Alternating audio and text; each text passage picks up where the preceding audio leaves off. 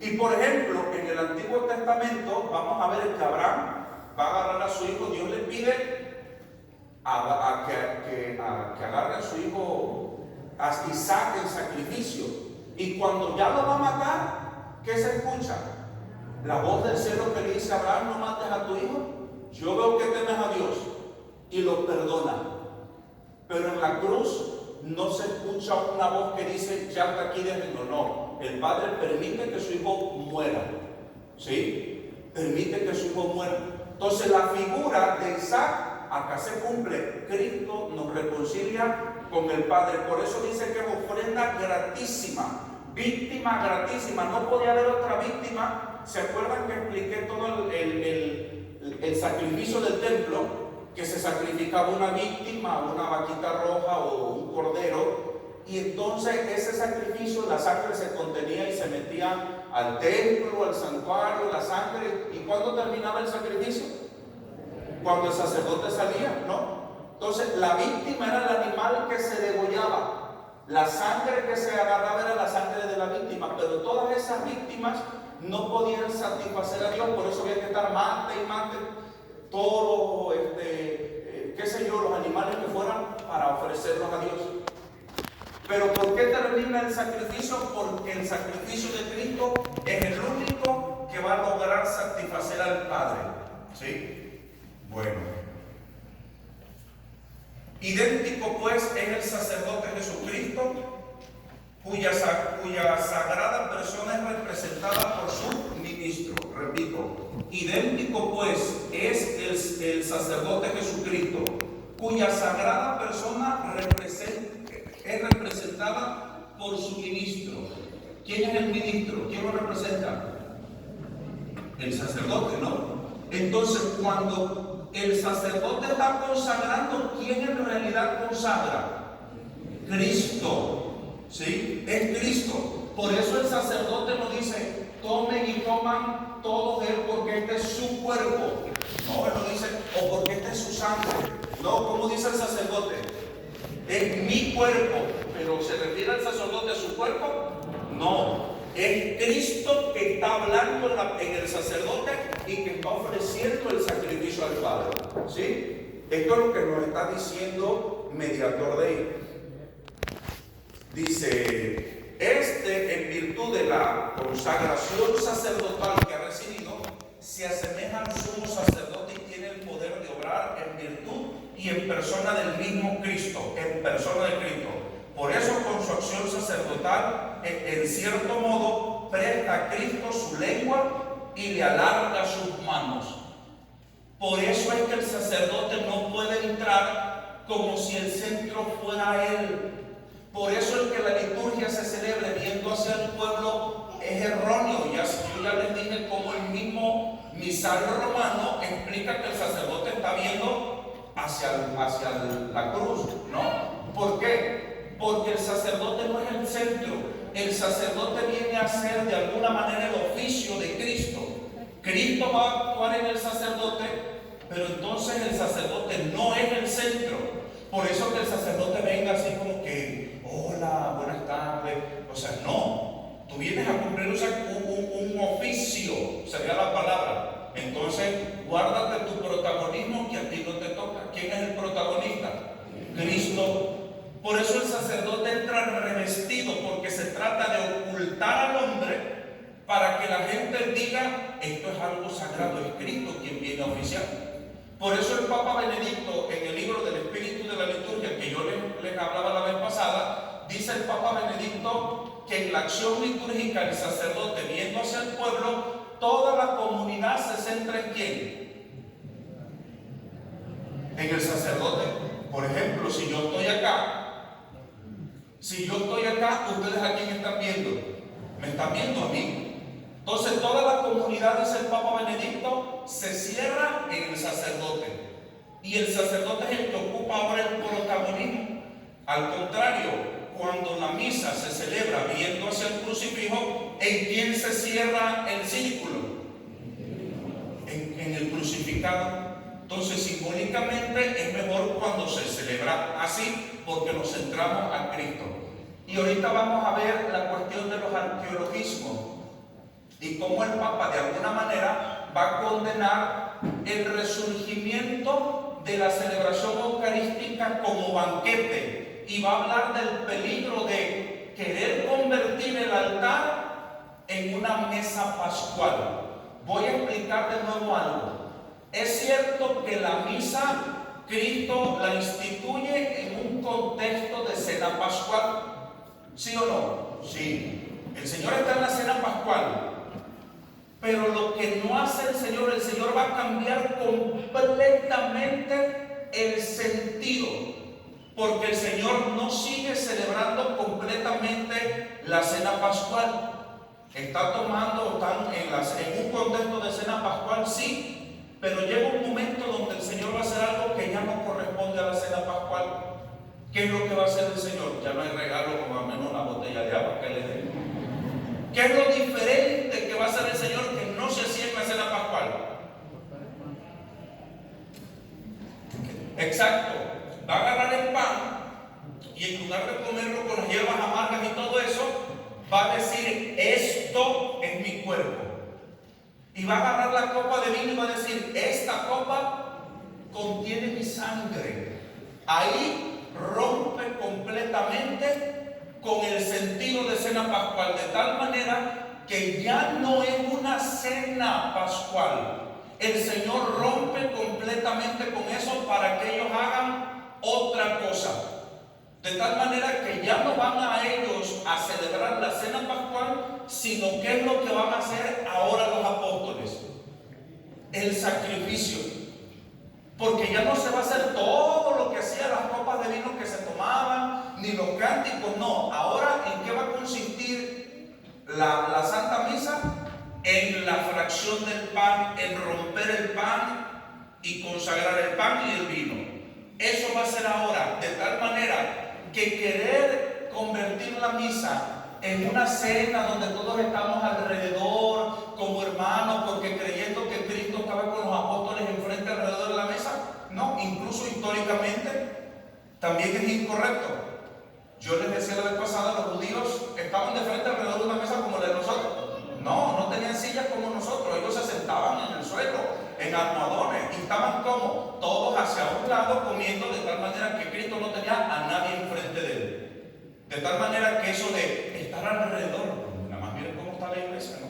Así, porque esa es la mentalidad después del concilio, las ideas que se metieron medias raras, ¿no? Ustedes van a ver Santa Cecilia, ahora sí voy a tener que decir el nombre, porque si le van a ver. Santa Cecilia, una iglesia muy bonita que estaba estilo basílica, pero esa mentalidad del concilio, después del espíritu del concilio, un padrecito muy ilustrado llegó y dijo: no, ahora la vamos a poner atravesada para que la gente esté alrededor. Es esa mentalidad, ¿no? Incluso el altar en Santa Cecilia, el padre Albaca tuvo que hacer un montón de modificaciones porque el altar no estaba en el centro, estaba a un lado. El altar estaba acá en una esquina. ¿Y qué es lo que estaba en el centro? ¿Qué estaba en el centro? No, el Santísimo no. No, ¿qué va? ¿Qué es lo que estaba en el centro? ¿Qué es lo que está en el centro? La sede del Padre. No, el altar a un lado y la sede. Entonces el Padre dijo: esto está terrible, esto no es así, y ya arregló dentro de lo que cabe, ¿verdad? Pero igual la iglesia quedó atravesada, bien rara, ¿no? Por esa mentalidad. Entonces, sí, lo único que yo quiero es que les quede claro esto: no es la cena pascual, no. El Señor instituye la Eucaristía en un contexto de cena pascual, sí, pero nosotros no estamos haciendo lo que hacían los judíos. Va a ser algo completamente diferente. ¿Y en dónde se va a centrar? En las palabras de nuestro Señor Jesucristo: tomen y coman porque esto es mi cuerpo, tomen y beban porque esto es mi sangre. ¿Se acuerdan de Justino? Cuando vimos a San Justino Mártir. Sí. ¿No se acuerdan? ¿Sí se acuerdan? Que vimos a San Justino. ¿Cómo decía San Justino? En el día del sol, ¿verdad? Para hablar del Sunday o del domingo, en el día del sol, ¿sí? Se junta toda la comunidad en torno a la Eucaristía y todo, y empieza a hablar y habla de la Eucaristía. Les explicaba la vez pasada, incluso hay iglesias, todas las iglesias de Oriente, todas las iglesias de aquellos lugares, en el primer siglo ustedes no van a ver que tenga el altar en el centro? Ninguna. ¿Por qué? ¿A dónde está el altar? El altar está en el ábside, ¿sí? Sobre todo en Oriente el altar es más cuadrado como este. Está despegado de la pared, sí, pero está hacia el oriente. ¿Ok? Todos los altares van a estar así. Por 2000 y tantos años, así estuvo el altar. ¿Por qué? Porque desde la iglesia primitiva, ¿qué era lo primero que hacían cuando alguien daba a su casa para que se celebrara la Eucaristía? ¿Qué era lo primero que se hacía? Marcaban hacia dónde, hacia el oriente. ¿Por qué? Porque Cristo había dicho que Él iba a regresar en el mismo lugar donde se había ido. Cristo se fue del oriente y va a regresar ahí. La comunidad estaba toda hacia el oriente. ¿Por qué? Porque están esperando su retorno. Estamos esperando su retorno. Por eso la iglesia en Apocalipsis dice: ven, Señor Jesús, Maranatá. Y la iglesia, viendo hacia el oriente, está diciendo: Señor, ven, ven, Señor. Por eso estamos todos esperando. Este signo de estar hacia el oriente es un signo de esperanza. Estamos esperando que el Señor regrese, que el Señor venga en Maranatá. ¿Sí me doy a entender? Bueno, seguimos.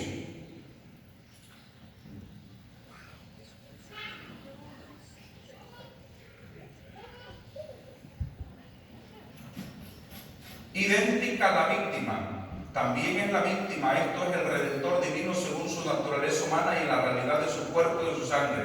Distinto el modo de ofrecerse. Es diferente, en cambio, el modo como Cristo se ofrece en la misa. ¿Cómo se ofrece en la misa? ¿De forma qué? Incruenta. Ya, esa es la palabra. En la cruz, ¿cómo se ofrece? Cruenta. ¿Qué quiere decir? Derramamiento de sangre. Entonces es diferente, distinto el modo de ofrecerse. En esta forma se ofreció el Señor de forma cruenta. En el altar ya no hay derramamiento de sangre porque el sacrificio fue uno y para siempre. De tal manera que la forma en cómo se ofrece aquí es incruenta, nos dice la iglesia.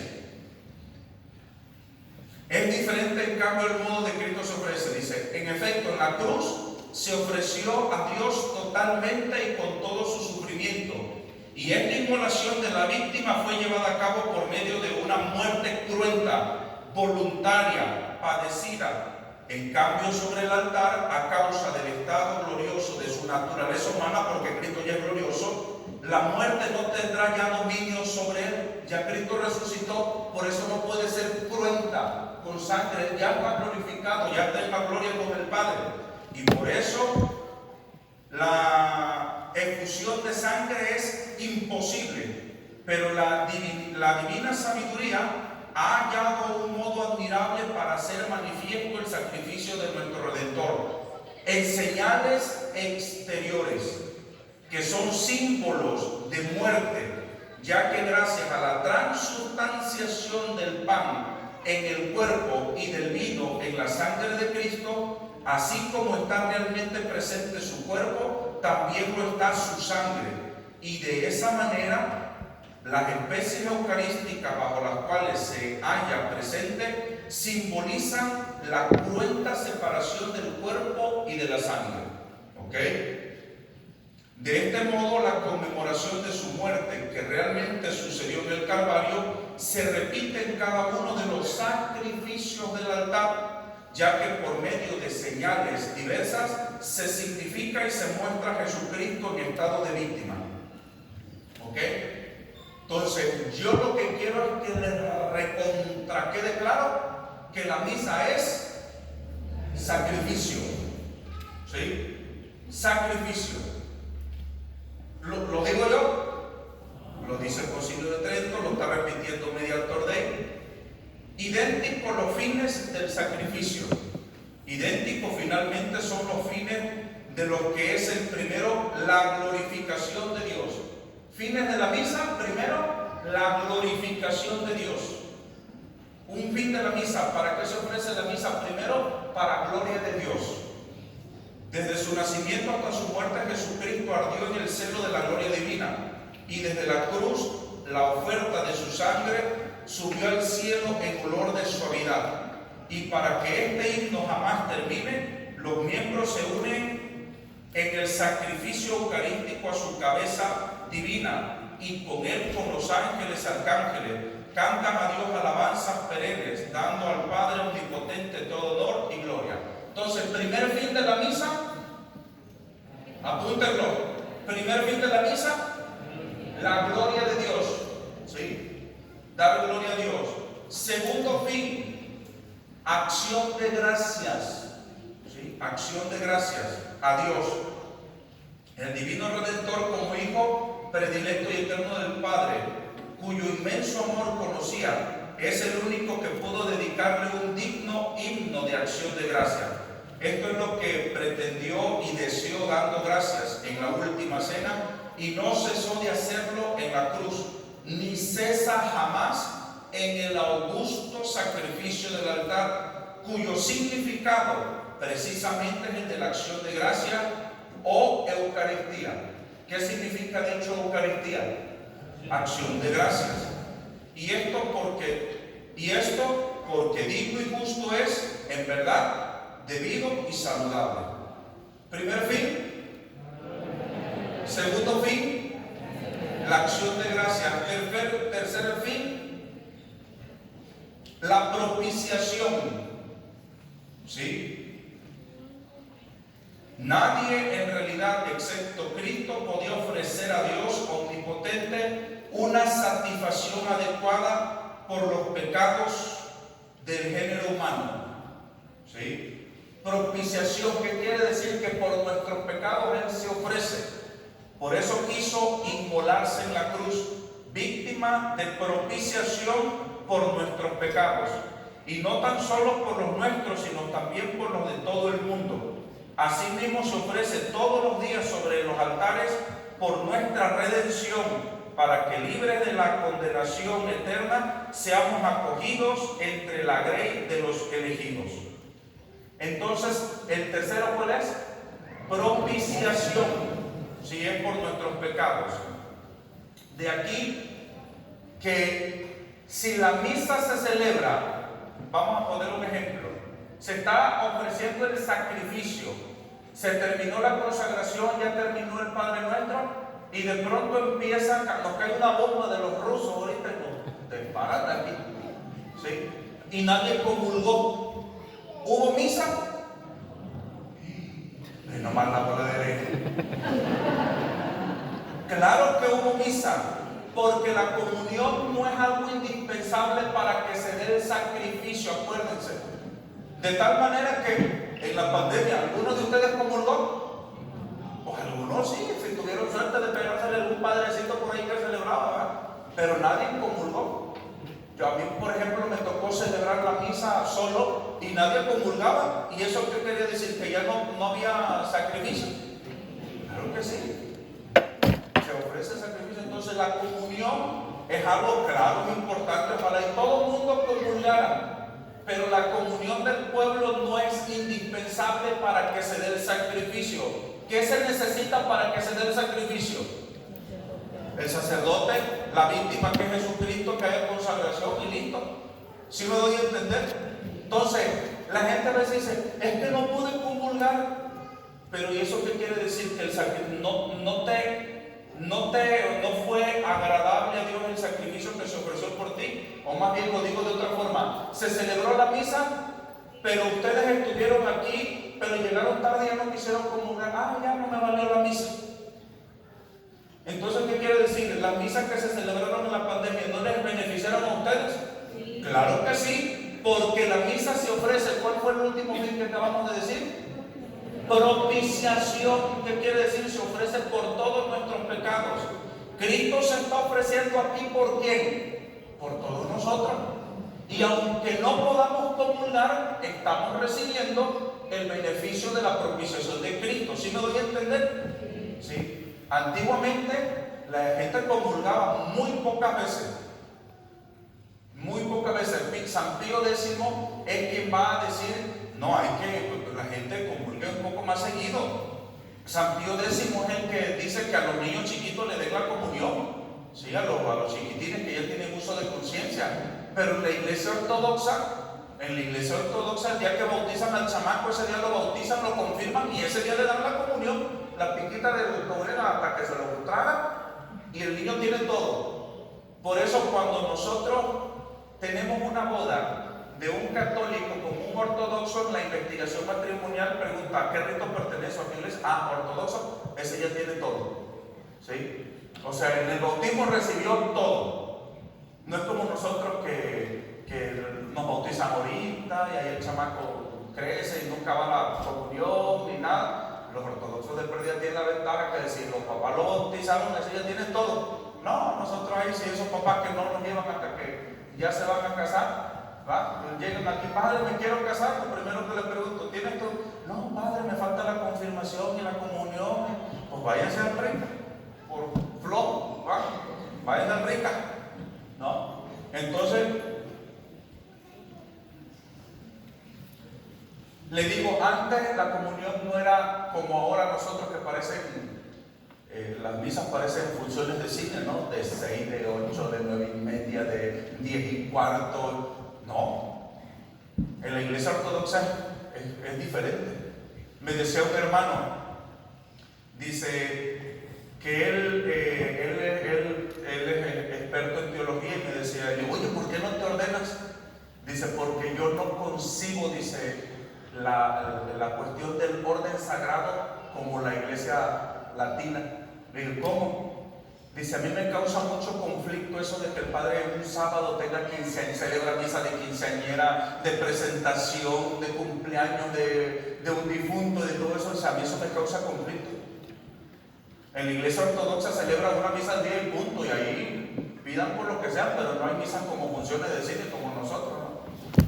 Y nos decía un padre, por ejemplo, mi maestro de liturgia, que es el rector de la Catedral Metropolitana de México, decía, a veces las misas simplemente, y lo decía él con mucha tristeza, a veces las misas simplemente son el pretexto para pasar la canastita, pues porque si no hay misa, pues no hay feria, ¿no?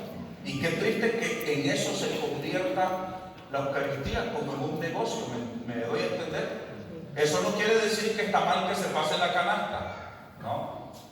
Pero que a veces se utilice con otros fines. ¿Sí me explico? Bueno, seguimos. Cuarto fin, la impetración. El hombre hijo pródigo ha malgastado y disipado todos los bienes recibidos del Padre Celestial y así se ve reducido a mayor miseria y necesidad. Pero desde la cruz de Jesucristo ofreció plegarias y súplicas con gran clamor y lágrimas. Fue oído y en vista de su reverencia y en los sagrados altares ejerce la misma eficaz mediación a fin de que seamos colmados de toda clase de gracias y bendiciones. ¿Okay? Valor infinito del sacrificio divino. Valor infinito. ¿Se acuerdan que yo les he dicho que ni toda la oración de todos los santos, incluso junto con la Santísima Virgen María, se compara con una Santa Misa? ¿Sí? ¿Sí se entiende esto? Sí. Si se juntan todos los santos, no nosotros. Bueno, si hay algún santo aquí, uno de ustedes, ¿verdad? Por un santo. Incluso con la Santísima Virgen María, ni la oración de todos ellos, ni la oración de la perfectísima, bienaventurada Virgen María, ni su oración, ni su plegaria, ni su acción de gracia satisfacen al Padre como lo satisface nuestro Señor Jesucristo. Entonces el valor del sacrificio divino es infinito. Así se comprende fácilmente la razón por la cual afirma el Sacrosanto Concilio Tridentino que mediante el sacrificio eucarístico se nos aplica la virtud salvadora de la cruz para remisión de nuestros pecados cotidianos. ¿Sí? Cristo en cada misa se ofrece por la remisión ¿de qué? De nuestros pecados. ¿Okay? Aquí ya vamos a cambiar ya de tema. Es donde nos vamos a ir a la cuestión de los arqueologismos. El Papa Benedicto, él hizo mucho énfasis en regresar a las fuentes, y sobre todo el Papa Benedicto nos regresó al estudio de la patrología, los santos padres qué decían los santos padres. ¿Quién nos puede enseñar la doctrina de una forma tan pura que los santos padres de la iglesia que la escucharon de los apóstoles? ¿Sí? Entonces el Papa Benedicto hizo mucho énfasis en ir a los santos padres. La reforma, las auténticas reformas, es irse a la forma original. Pero a veces en el ir a la forma es donde el Papa habla de que se va uno a los arqueologismos. Debemos ir a la forma de lo que nos puede aprovechar, pero sin caer en los arqueologismos, y ahorita lo vamos a estudiar. ¿Sí me doy a entender? Por ejemplo, Martín Lutero, supuestamente los luteranos hablan de que él hizo una reforma. No, Martín Lutero no hizo una reforma. Martín Lutero destruyó a la cristiandad. ¿Sí? Punto. Destruye a la cristiandad, se divide. Y como va a entrar el relativismo, como cada quien, Dios le habla y Dios le puede dar la luz del Espíritu Santo para interpretar las Escrituras, cada quien de ustedes ni siquiera puede fundar su iglesia. Por eso ahora y luego que en Estados Unidos es baratísimo sacar una licencia para una iglesia. Yo no me acuerdo si un día me dijeron que costaba $25 o algo así. Abres tu garaje, le arrancas una guitarra y tu esposa te ayuda a aplaudir, listo, ya tienes tu culto ahí en tu iglesia. ¿Sí? ¿No? Entonces Martín Lutero lo que hace no es una reforma. ¿Quién hizo una auténtica reforma? San Francisco de Asís. ¿Y cómo reformó la iglesia San Francisco de Asís? Yéndose a la pureza y a la santidad y al origen, a vivir el Evangelio.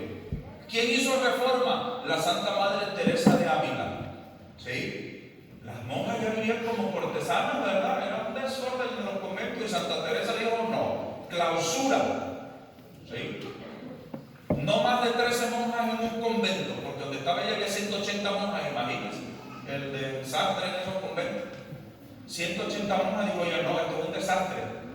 Reforma la orden, el orden del Carmelo, pero aparte su reforma, que se dio en el contexto del Concilio de Trento, su reforma va a influir en toda la iglesia y en todas las órdenes religiosas. Entonces van a ser 13 monjas en un convento y en clausura. ¿Qué quiere decir? Desde que entras ahí te mueres. Y una monja carmelita no puede salir del convento si no es con el permiso del obispo. Es que se me está muriendo mi mamá. Que Dios la bendiga, pero la monja no puede salir. Van a visitar, yo queriendo promover las vocaciones, lo que hacía la muchachita, y normalmente esa cosa tan fea. No, pero es que es un llamado y es un llamado hermoso. Las monjas carmelitas, cuando entran a la vida del Carmelo, es apartarse del mundo porque quieren ser esposas amadísimas de Dios. Y entonces la monjita, la futura monjita, se llega al convento, la reciben las monjas, le dan a besar el crucifijo que va a ser su esposo, nuestro Señor Jesucristo, y los papás las abrazan, y siempre es un rito muy, muy conmovedor y muy triste, porque los papás las abrazan, porque ellas nunca la van a volver a abrazar. Porque cuando la muchacha atraviesa la puerta del convento, ella ya nunca va a volver a salir. Y cuando los papás la van a visitar, la monjita va a estar en algo que se llama el locutorio. ¿Sí? Entonces una reja con una cárcel, y ya dice, venimos a ver a mi hija, la Panchita, ¿va? Y ya le hablan, la hermana tornera, o portera, se le llama, hay algo que se llama torno, es un cilindro, aquí ponen cosas y le dan vuelta y sale del otro lado, y queremos hostias, aquí la ponen y sale del otro lado. Entonces la hermana que está ahí se le llama la hermana tornera. Entonces la hermana que atiende la puerta, pues, hermana tornera, venimos a ver a mi hija Panchita. Sí, ahorita le hablamos, y ahí están los papás sentados, y llega su hija, ay papá, ¿cómo están? Y la hija en la reja del otro lado y los papás de este lado. Y ahí están platicando con su hija. Eso es las carmelitas, porque hay otras donde no se da eso, ¿no? Entonces, una vida de pureza, de santidad, de radicalidad de vida. Y eso lo logró hacer Santa Teresa de Ávila. Y se transformó la vida religiosa de toda esa época, ¿no? San Carlos Borromeo, San Francisco Javier, que se fue a la India a evangelizar, ¿no? San Francisco de Borja, todos esos fueron santos que en la época que Lutero estaba destruyendo la iglesia, ellos vinieron a reformar con su santidad de vida a la iglesia. ¿Sí? ¿Me voy a entender? Entonces, eso fue una auténtica reforma. Bueno, ¿y esto por qué lo digo? Porque siempre en el afán de regresar a la forma, a veces se caen en ciertos errores, que para eso está la iglesia, para irnos purificando y decir, ok, esto está muy bien, pero mira, esto no es correcto. Ah, ok. Y la gente que es dócil, que es santa, que es humilde, lo acepta. La Santa Madre Teresa de Ávila acabó la Inquisición. Sí, acabó la Inquisición, le metieron candela y la fueron a llevar a la Inquisición. La acusaron de cosas muy feas. Pero una mujer intachable no le hizo nada. Ella nunca le tuvo miedo a la Inquisición.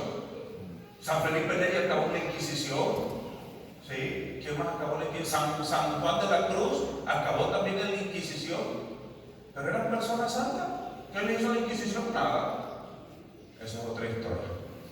Entonces, por ejemplo, en la iglesia hubo un momento donde se le quiso a la figura de Satanás, se le quiso quitar como tantas cosas fantásticas que se le habían puesto de la época medieval. Se quiso hacer una purificación de la persona angelical, que es Satanás. Pero en esa purificación lo quisieron purificar tanto, que acabaron dejando de creer en el diablo. Y entonces la iglesia tuvo que hacer un documento que se llama Fe Cristiana y Demonología. ¿Sí? Porque siempre en esos intentos de querer hacer purificaciones se acaban cometiendo errores. Por eso la iglesia es muy inteligente, sabia y va purificando todas esas cosas. Entonces, por ejemplo, cuando yo hago mi tesis sobre el exorcismo, le digo a uno de los padres, recomiéndeme libros para la primera parte de la tesina, que es sobre la cuestión bíblica de Satanás. Y dice, oh sí, claro, te voy a recomendar un autor muy bueno, se llama Herbert Hack. Oh, perfecto. Y me pongo a estudiar a Herbert Hack. Y de pronto, cuando estoy estudiando a Herbert Hack, pues Herbert Hack acaba diciendo que Satanás en sí no existe. Que Satanás es la representación del mal, pero no es un ser personal real, sino que así como nosotros para hablar del amor ponemos un corazoncito, o para hablar de la justicia la personificamos con una mujer con una balanza y tapada de los ojos, cuando hablamos del mal, hablamos de Satanás. Y dije, pues ahora sí que estamos amolados. Entonces, si yo voy a hablar del exorcismo y no existe el diablo, pues ya me hice la tesis. O si no existe el diablo, ¿quién posee? No, la gente entonces está loca. Y entonces, ¿qué pasó? Que esos autores, cuando se le quieren quitar todos los adornos a Satanás, lo acaban dejando de creer en él. Y va a venir la iglesia y el Papa Pablo VI y va a decir, todo aquel que niega la presencia